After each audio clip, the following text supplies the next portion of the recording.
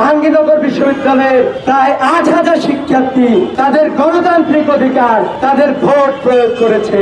কিন্তু আমরা এখনো দেখছি তাদের ভোটের যে ফলাফল পাওয়ার কথা ছিল, এই ফলাফল নিয়ে হীন ষড়যন্ত্র বাংলাদেশ থেকে শুরু করে লন্ডন পর্যন্ত বিভিন্ন শ্রেণীর বিভিন্ন নেতা কর্মীরা করে যাচ্ছেন।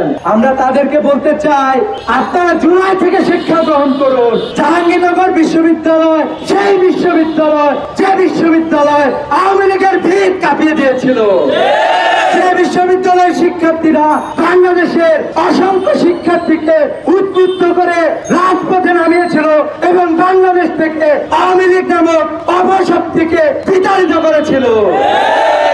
আপনারা যদি জুলাই সেই শক্তিকে অবজ্ঞা করতে চান, আপনাদের পরিণতিও ঠিক সেই অপশক্তির মতোই পরিণতি হবে আপনাদের।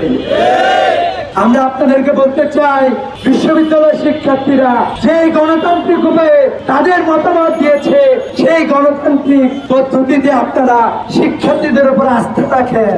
অন্যথায় আপনারা যে রাজনীতি করতেছেন, এই রাজনীতি বাংলাদেশ থেকে এই রাজনীতির ইতি ঘটেছে।